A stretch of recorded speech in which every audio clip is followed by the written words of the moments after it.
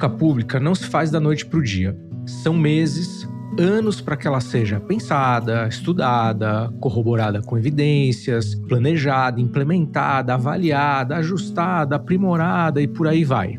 Então, quando a gente vê uma política funcionando bem, pode saber que teve muito trabalho e muito tempo dedicados a ela.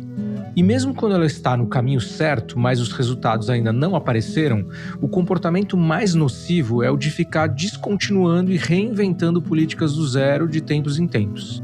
Porque dessa forma, a gente perde um tempo valioso na transformação da educação do país e um tempo mais valioso ainda se a gente pensar no que ele significa para a trajetória de cada estudante que está na escola enquanto esses ajustes são feitos.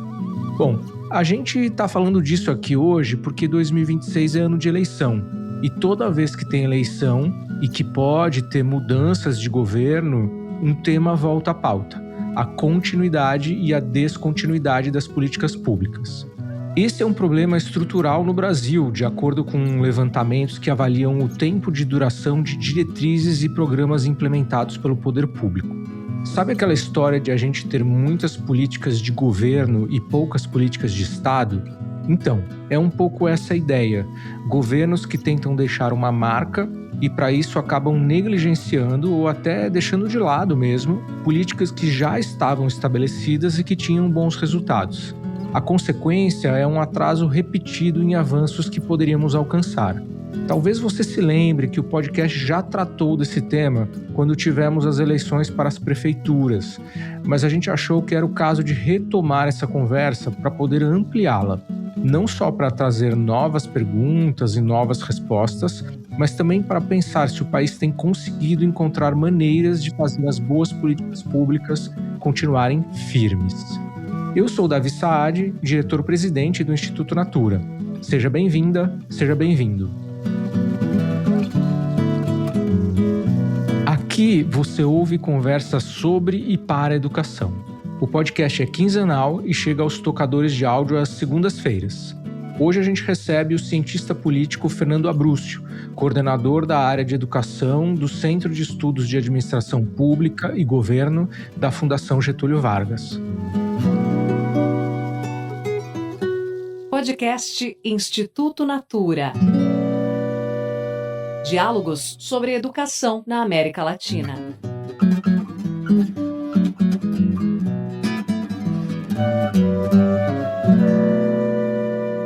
Professor Abrúcio, que prazer imenso ter você aqui para essa conversa. Não conseguiria pensar numa pessoa mais interessante para falar do tema de hoje aqui no podcast. Então, seja bem-vindo e mais uma vez agradeço aí a sua presença. Tudo bom, Davi? Estou aqui para a gente conversar um tema muito importante da educação brasileira. Vamos lá, então. Para quem não está por dentro desse tema que eu comentei na abertura, queria que você começasse contando aqui para a gente por que a descontinuidade das políticas públicas acontece e por que esse tema é um tema relevante. A descontinuidade das políticas públicas, Davi, acontece porque em muitas estruturas do Estado brasileiro há muita mudança quando o governo muda. Então você não tem, portanto, equipes técnicas, grupos burocráticos que permaneçam ao longo dos governos. Além disso, há muita descontinuidade porque há baixas capacidades estatais nos estados e, sobretudo, nos municípios. Tendo baixas capacidades, as mudanças de governo demoram muito, digamos, para levar uma nova política e isto vai gerando uma enorme descontinuidade.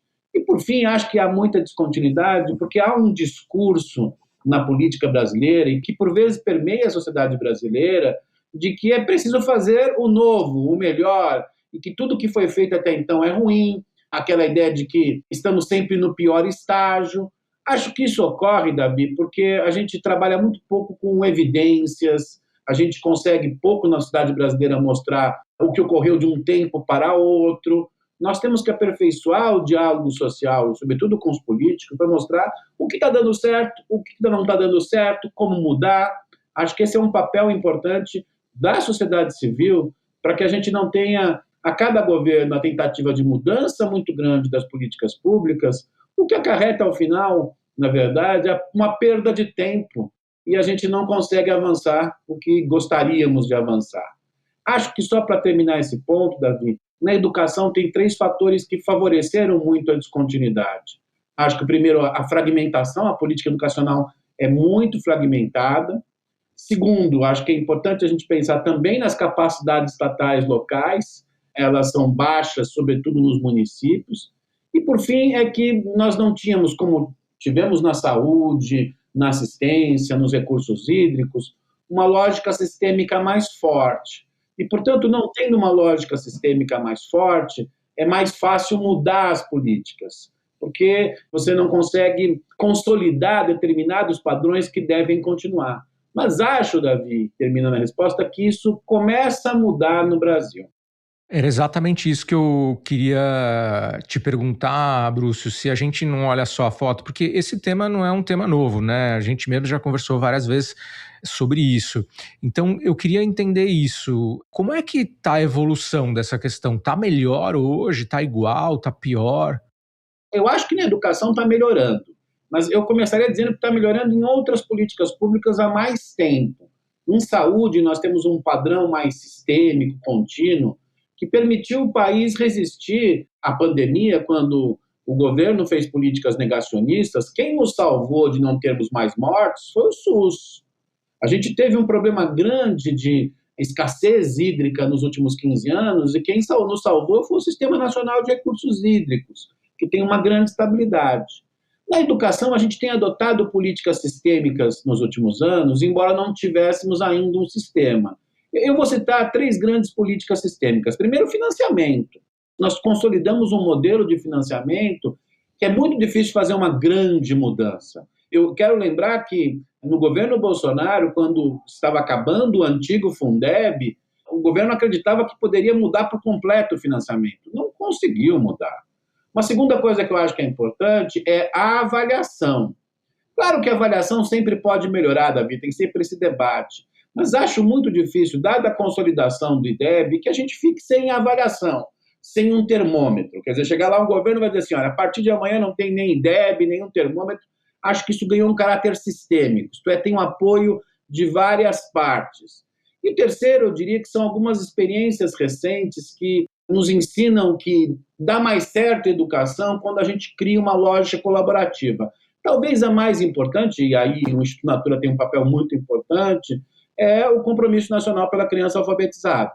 Eu acho que esse modelo, claro, começou com todo o debate, desde o Ceará, há mais de 15 anos, até escrevi um texto para a Natura há um bom tempo sobre isso, depois teve uma atuação de fundações com vários estados, isso foi se consolidando até virar essa política, que é uma grande política colaborativa entre o governo federal e os estados e municípios, cujos resultados são excelentes. Nós estamos melhorando na alfabetização. Acabar com o CNCA, com o Compromisso Nacional da Criança Alfabetizada, será muito difícil. Há muita gente apoiando. Então, eu dei esses exemplos que eu acho que agora vão ganhar uma força maior pela criação do Sistema Nacional de Educação. Quer dizer, mesmo que haja mudança no governo federal, em governos estaduais, o sistema vai obrigar que se tenha uma relação tripartite entre União, Estados e municípios e uma relação bipartite em cada estado. E isso vai, como acontece na saúde, segurar descontinuidades ou mudanças muito drásticas em políticas públicas. Então, a gente vai ganhar muito com isso na educação. Brúcio, bom, primeiro eu queria fazer um reconhecimento aqui que esse estudo que você fez aqui para o Instituto Natura sobre o case do Ceará foi a semente, basicamente, de tudo que a gente fez a partir daí em relação à alfabetização. Então fica aqui meu agradecimento e reconhecimento aí ao teu trabalho. Você citou a política de alfabetização e eu concordo 100% com tudo que você falou, mas tem outras coisas que talvez ainda não chegaram nesse nível assim de estruturação como a alfabetização, mas que também de alguma forma já estão acontecendo há algum tempo. Por exemplo, esse esforço em relação às escolas integrais, o tema da conectividade e outras coisas que estão avançando no país. Então eu deixo uma pergunta bem pragmática, assim, com base na vida real, que é, agora vão ter as eleições para governadores e presidente, falando só de executivo, né? Você vê riscos de essas outras iniciativas e políticas que ainda não estão tão, vamos dizer assim, enraizadas, de a gente ter mudanças drásticas ou de alguma forma o país já aprendeu um pouco melhor sobre essa questão da descontinuidade? Eu acho que no caso da educação, a criação do Sistema Nacional de Educação, que de fato vai funcionar no ano que vem, esse ano é um ano eleitoral, vão ser construídas regras, a gente precisa estudar e entender melhor como fazer isso, e acho que devíamos usar o exemplo do Compromisso Nacional da Criança Alfabetizada para estruturar o sistema, ele é um bom exemplo para isso. A partir do ano que vem, Davi, quem não obedecer ao sistema, o Ministério Público vai bater na porta. A legislação já colocou isso. Então, acho que vai ter uma trave importante para um tipo de política pública que ou muda a toda hora ou fica parada. No período Bolsonaro, a política educacional ficou parada, os estados tiveram que assumir, estados governados por partidos de centro, esquerda, direita, não tinha nem ideologia isso, tiveram que assumir, e isso foi ruim, porque criou muita desigualdade no país. O sistema, eu acho que vai ter grande força para segurar mudanças abruptas ou a inação do governo federal ou mesmo dos governos estaduais. Mas, além disso, a gente tem algumas tendências, como você disse, que têm crescido na educação brasileira. Você falou da escola de tempo integral, poderíamos falar do EPT no ensino médio, nós vamos ter uma política com muito dinheiro para isso. Sim. Eu poderia falar do pé de meia. As pesquisas de opinião mostram que não só os jovens estão muito contentes com a política, mas suas mães estão muito contentes. O pé de meia está virando um pouco um Bolsa Família nesse sentido. É muito difícil você romper, embora eu acho que ele precise de reformulações, inegavelmente. Mas algumas políticas estão ganhando um sentido mais consensual. É possível tentar quebrá-las do ponto de vista do MEC? É possível, mas o custo político será muito alto. Acho que é isso que a gente tem que dizer. Se você parar por completo com escola de tempo integral, uma política federal de ajuda, acabar com o pé de meia, acabar com políticas de apoio ao ensino profissional e tecnológico, o governo federal, o MEC, vai ficar, na verdade, ilegítimo frente aos estados e municípios e frente à sociedade.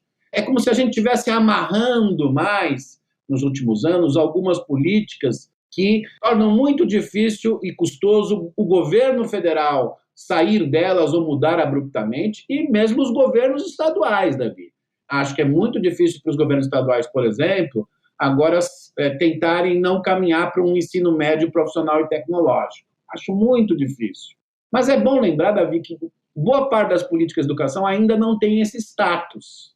Né? Se a gente pensar em mudanças pedagógicas, por exemplo, apesar da gente ter uma base curricular, ela não foi capaz ainda de criar padrões pedagógicos que possam ser disseminados para melhorar o ensino no Brasil. Nós vamos ter que criar algum tipo de consenso, uma estrutura, e acho que o Sistema Nacional de Educação pode ajudar muito nisso. Você falou da conectividade, a conectividade avançou muito no Brasil, né? Muito. Mas o uso da tecnologia da informação, a gente não tem ainda modelos consensuais e padrões para isso. A gente avançou na formação de professores, em mudança de legislação nos últimos anos, mas formação continuada de professores no Brasil ainda é um terreno muito incerto, muito nublado, e a gente precisa criar padrões, porque a maior parte dos professores que nós teremos nos próximos 10 anos já entraram em concurso, não serão novos. Então, nós vamos ter que criar. Então, eu acho que tem coisas que já são muito sistêmicas, o próprio sistema, o financiamento, a avaliação, políticas como compromisso, outras que viraram tendências muito fortes, que é difícil você jogar contra, educação de tempo integral, ensino profissional e tecnológico, algum tipo de ajuda, o pé de meia é isso, transferência de renda para que alunos não tenham evasão no ensino médio, mas a gente tem um conjunto grande de coisas que são importantes para a educação, que ainda não viraram nem tendências claras. E eu acho que o nosso papel é tentar, via sistema e outras formas, fortalecer formação continuada de professores, fortalecer mudanças pedagógicas, fortalecer a construção de capacidades estatais locais, Davi, isso é muito importante. Nós não temos burocracias, equipes técnicas nos municípios que façam com que a política pública permaneça. Muitas vezes ela permanece do ponto de vista formal, de escola de tempo integral, mas a implementação é muito ruim porque não tem capacidade estatal. Eu acho que esse é o desafio da gente nos próximos anos, fortalecer as tendências que já existem, usar esse lado sistêmico a nosso favor, do financiamento, da avaliação, do próprio sistema nacional, e construir naquilo que não há. E nós temos muitas tarefas na educação brasileira que ainda não se tornaram sistêmicas e, portanto, permitem, voltando ao nosso tema, uma descontinuidade burra, né? Porque a gente fica chutando para muitos lados e, ao fim e ao cabo, não melhora a política educacional. Com certeza, Brúcio.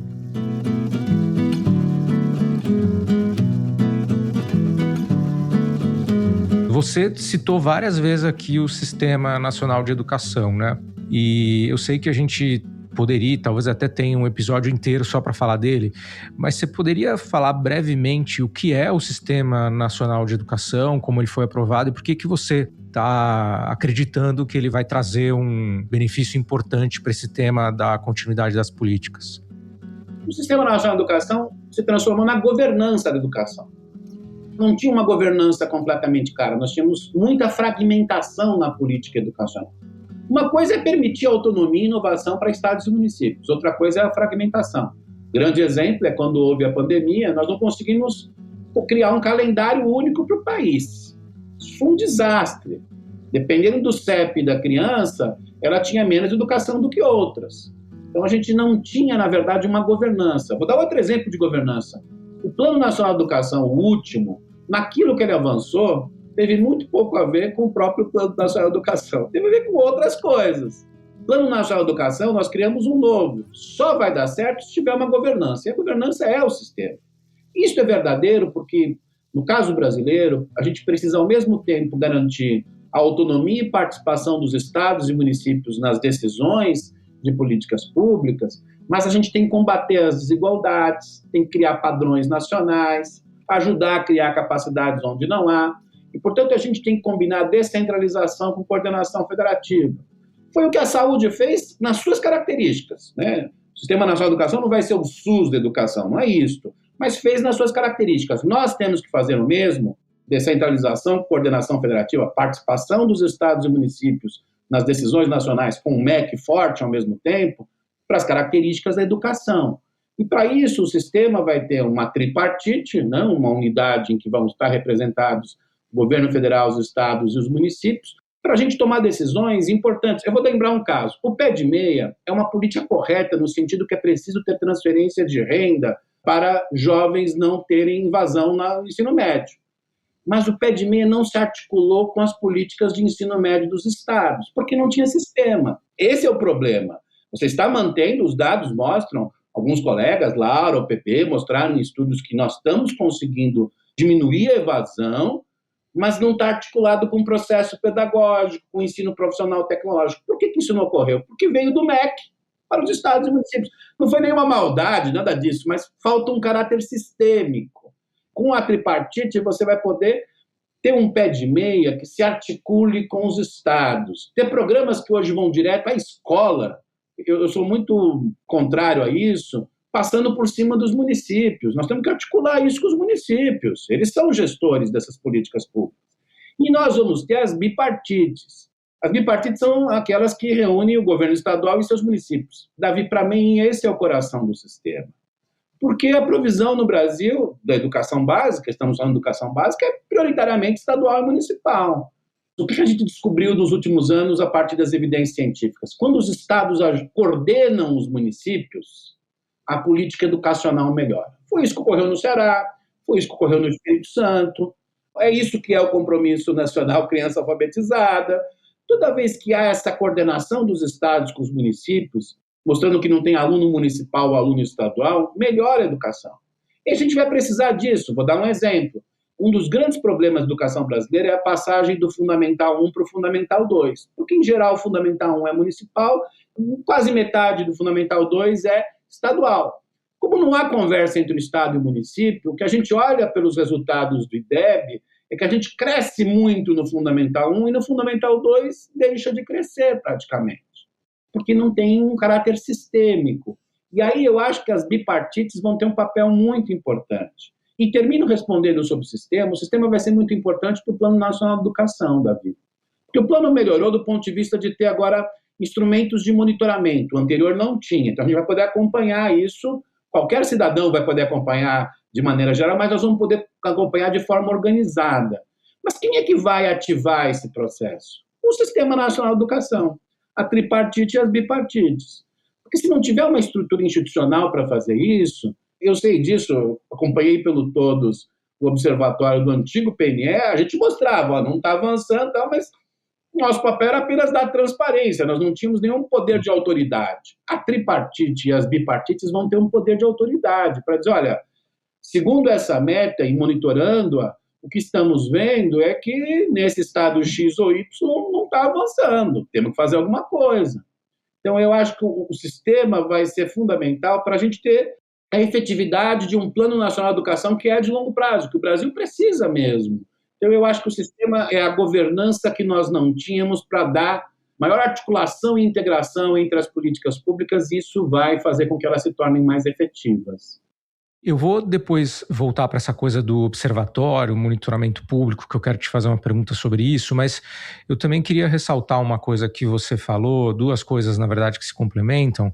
Uma, você falou que você entende que o coração ali da educação está ali no Estado e nos municípios, obviamente, porque é onde está a educação básica, e também comentou que o Estado deveria ter esse papel de articulador, coordenador do território, e um exemplo disso são as políticas de alfabetização.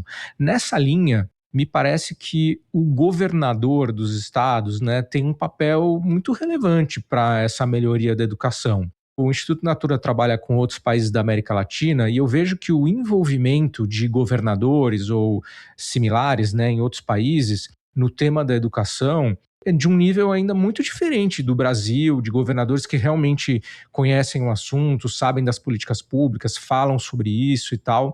Então eu queria te ouvir, Abruzzo, sobre qual você acha que é o papel desses governadores, dos governadores que vão entrar aí em relação ao avanço das políticas públicas e a melhoria da educação. Ali, o papel é muito grande, Davi, porque se o Estado assume esse papel de coordenação, ele consegue resolver problemas como alfabetização, primeira infância, educação especial inclusiva, o próprio ensino médio. A gente tem uma ideia assim, o ensino médio é todo estadual, o município não participa. Conversa. A escola está no município, os professores moram no município. Um dos grandes problemas da criação dos itinerários, o fracasso dos itinerários, é que eles esqueceram dos municípios. Os professores estão nos municípios, né? Se você não tem uma distribuição de professores para tantos itinerários, não vai dar certo. Então, eu acho que o papel do Estado é muito importante e o papel do governador é muito importante. Nós pensarmos no último quadriênio, um dos casos em que houve mais avanços foi o Piauí. E há um envolvimento direto do governador na história de criar um ensino de tempo integral com um nível de abrangência quase sem igual no país, de criar um programa de articulação com os municípios na primeira infância. Mas se vocês quiserem pensar em governadores, digamos, de estratos políticos diferentes, o Caiado delegou à secretária Fátima, deu uma importância à educação muito forte e delegou à secretária um grande poder. E me parece que Goiás também foi muito bem nas avaliações. Eu acho que os governadores têm que perceber que a educação é importante para mudar o país, do ponto de vista tanto de capital humano quanto de desigualdade. Ela é importante para as famílias. Eu sempre recebo pesquisas qualitativas em eleições, eu faço há mais de 30 anos. Na eleição de municipal de São Paulo, uma das coisas que mais favoreceu a reeleição do Ricardo Nunes foi a extensão do tempo da creche. Porque as famílias precisam da educação, precisam da primeira infância da creche. Por que as famílias estão avaliando muito bem o pé de meia? Porque elas estão muito preocupadas com seus filhos estão saindo da escola, há o problema das drogas, há o problema das betes. A educação precisa conversar também com as famílias, com a sociedade, não é só discutir. Se nós fizermos tal processo, as crianças aprendem, mas como é que isso se articula com a sociedade? Esses são eleitores, né? Os governadores têm que pensar que as mães são eleitoras muito importantes, os jovens começam a se tornar eleitores a partir de uma certa idade, e são problemas muito importantes. Se nós tivéssemos educação de tempo integral num número maior no país, as famílias estariam muito mais satisfeitas com os governadores. Então, eu acho que, às vezes, os governadores não percebem não só o lado da educação como transformação estrutural, mas não percebem a educação como um efeito imediato num conjunto muito grande de eleitorado que tem efeito sobre eles. O governador que é muito mal avaliado a educação vai ter problemas na eleição. É só fazer uma brincadeira, olhar para o IDEB, vai ter muito problema. Vou dar um exemplo. O estado do Rio de Janeiro, na verdade, ficou 4 anos perdido na educação, não tinha conseguido nem entrar nas condicionalidades do Fundeb. A educação é um problema porque quem ficou como continuidade do governador que saiu não vai ganhar essa eleição. Por Porque a educação é uma desgraça e afeta a família, afeta os jovens. Então, a gente tem que falar que o governador tem um papel muito importante, porque o governo estadual é central na educação brasileira, porque a educação cria mudanças estruturais no país, mas nós temos que começar a falar, Davi, o governador tem que pensar que a educação é importante porque ela afeta pessoas, um número muito grande, que afetam sua legitimidade como governante. Temos que falar mais diretamente isso. E isso afeta mais até o governador ou mesmo os prefeitos do que o próprio presidente da República. O presidente da República é mais avaliado por economia, por questões mais amplas de crime organizado, mas o governador é avaliado por políticas públicas que estão ao seu alcance. Então, acho que essa é uma batalha da sociedade civil desde a eleição, e sobretudo depois que acabar a eleição, eu sempre digo isso, chegar para os governadores eleitos, olha, isso aqui muda estruturalmente o país, mas não é só isso. Olha quem está aqui envolvido, olha as mães querendo mais primeira infância, que seus filhos sejam alfabetizados, olha as mães preocupadas com seus filhos que estão abandonando o ensino médio, que precisam de uma perspectiva profissional mínima.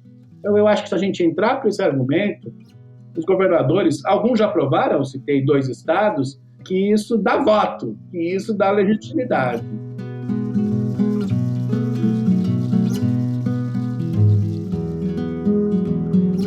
Pegando um pouco esse gancho que você falou da sociedade civil e voltando também para o tema da continuidade das políticas, né? Qual é o papel que a sociedade civil pode ter, a sociedade civil organizada, em relação a esse tema da continuidade das políticas, e linko com o que você falou há pouco, que era a questão do observatório, né? E o quanto a gente ter um monitoramento público desse tema da educação contribui para essa continuidade das políticas públicas? Eu acho que há 3 grandes razões que evidenciam o papel da sociedade civil na educação. Primeiro, é que a sociedade civil pode apresentar evidências independentes sobre os resultados das políticas públicas. Então, se você mostra, olha, essa política pública deu certo aqui, acolá, monitora políticas públicas, mostra as que dão certo e divulga isso para toda a sociedade.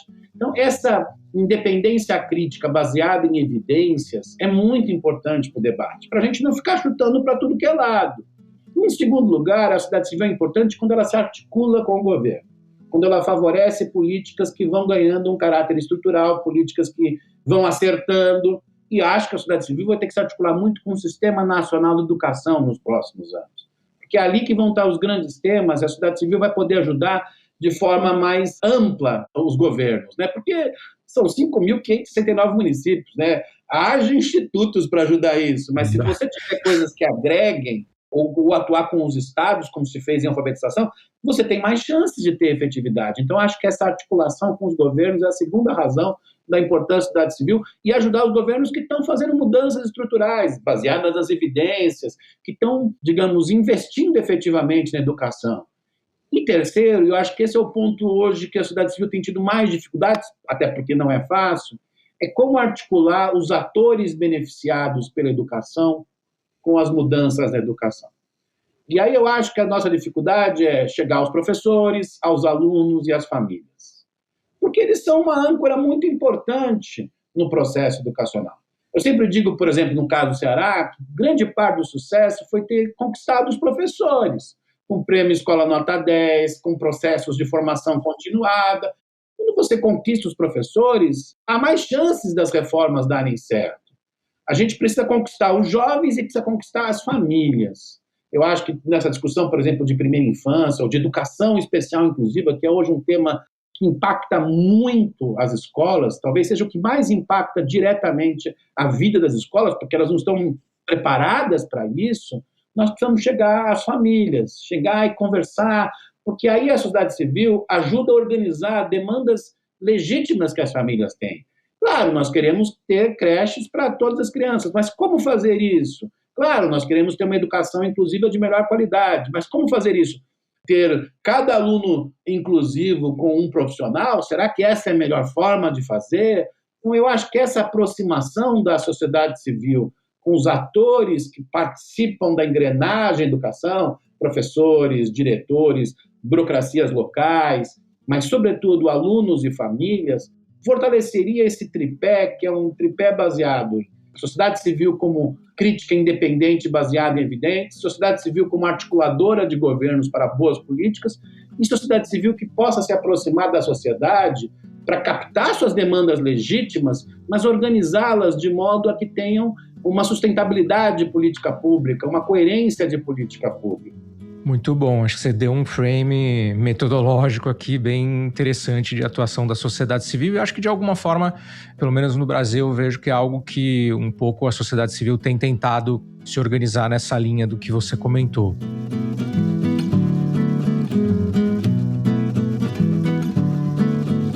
Abrúcio, vou ir para a última pergunta aqui, que é uma pergunta já tradicional aqui desse podcast, que ao longo da nossa conversa a gente falou de várias coisas interessantes, avanços, aprovação do SNE, novo PNE, a política de alfabetização, mas também de muitos gaps grandes que ainda existem. E a gente sempre fica em dúvida ali de se a gente olha o filme, olha a foto. Então a pergunta que eu faço para você é o seguinte: com base em tudo que você conhece e tudo que você já viu da educação no Brasil, a gente tem mais motivos para estar otimistas ou pessimistas com a educação brasileira?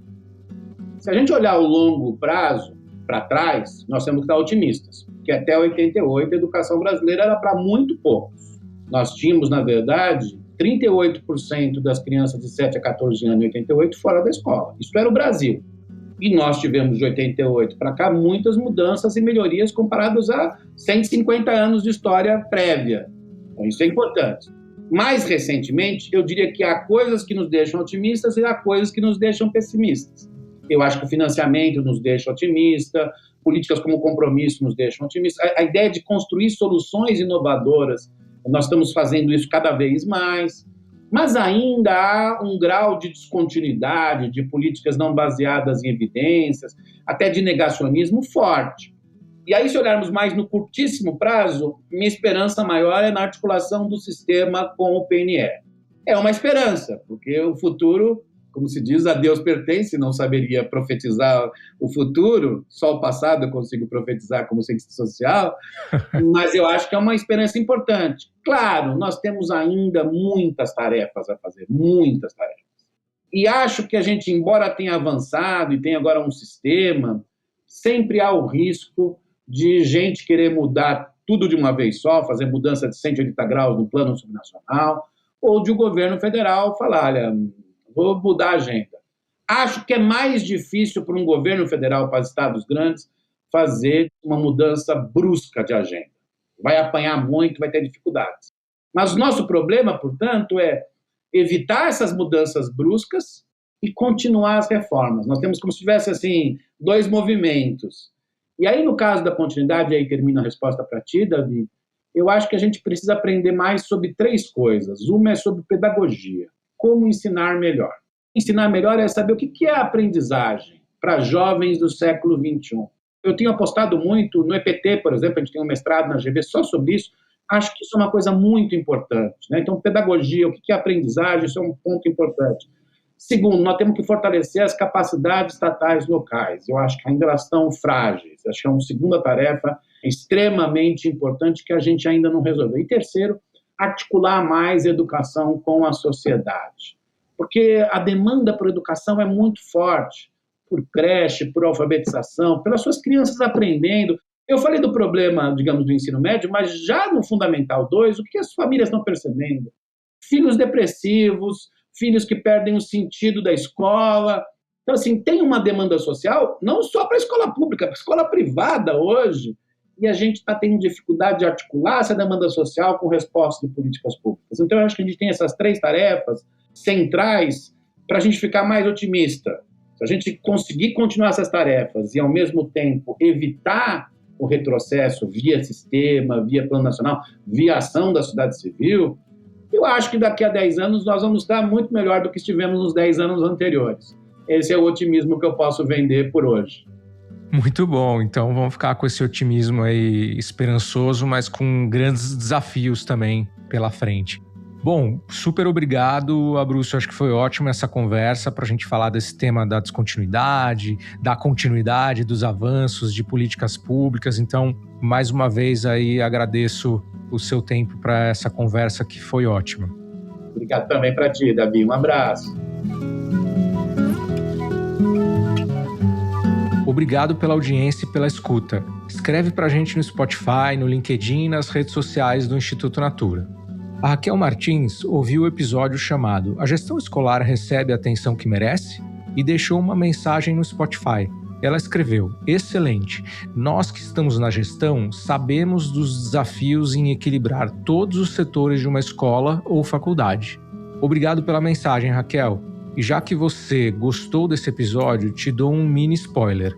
A gente vai voltar a falar de gestão escolar aqui no podcast muito em breve. Deixo um agradecimento também às consultoras de beleza e à equipe de Natura Querer Pra Ver. O podcast do Instituto Natura volta em 15 dias. Até lá!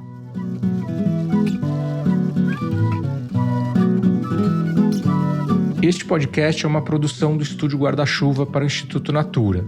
A produção é de Vinícius Neves, a edição é do Matheus Marcolino, a sonorização e a mixagem são do Pedro Ianzur.